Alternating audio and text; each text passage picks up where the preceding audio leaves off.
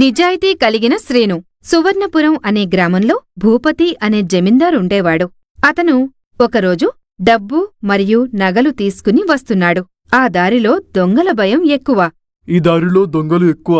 నన్ను కానీ చూశారంటే ఖచ్చితంగా నన్ను కొట్టి నా దగ్గరున్న డబ్బులు తీసుకెళ్ళిపోతారు. కాబట్టి త్వరగా వెళ్ళాలి అంటూ తన నడకను వేగం చేశాడు.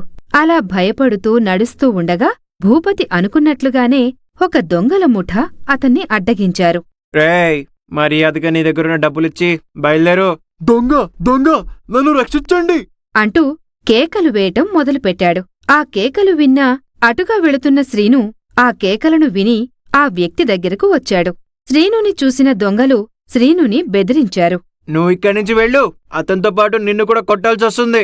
ఆపదలున్న వ్యక్తిని వదిలేయడం కరెక్ట్ కాదు అంటూ శ్రీను వాళ్లతో తలపడ్డాడు. శ్రీను బలవంతుడు కావటంతో దొంగలు తట్టుకోలేక అక్కడ్నుంచి పారిపోయారు.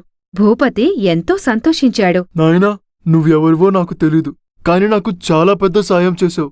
నీకేం కావాలో అడుగు. అయ్యా, నాకేమొద్దు. మీ దగ్గరేదైనా పనుంటే ఇప్పించండి. అలాగే నాతో రా అని శ్రీనుని తనతో పాటు తీసుకువెళ్లి పనిప్పిస్తాడు. దాంతో శ్రీను ఎంతో సంతోషిస్తాడు. నువ్వు పగలంతా పనిచేసుకుని ఇక్కడే ఉండు. అయ్యా, మీరు చెప్పినట్టే నేను పనిచేస్తాను, కానీ నేనిక్కడుండలేను. నాకొక గుడిసిప్పిచ్చరా అని అడగటంతో భూపతి ఒప్పుకున్నాడు.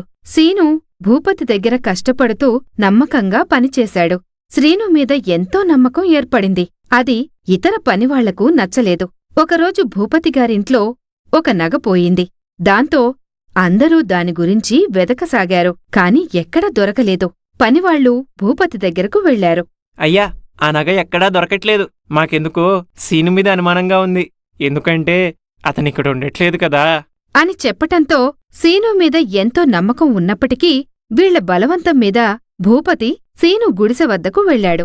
అక్కడ పనివాళ్లందరూ గుడిసె మొత్తం వెతికారు. కాని ఎక్కడా ఆ నగ కనిపించలేదు. దాంతో భూపతికి సీను మీద ఇంకా నమ్మకం పెరిగింది. కాని మిగతా పనివాళ్లకి తన నిజాయితీ చూపించాలని శ్రీనుని ఈ విధంగా అడిగాడు. సీను, ఎందుకు నువ్వు మా ఇంట్లో ఉండకుండా ఈ గుడిసెలో ఉంటున్నావు?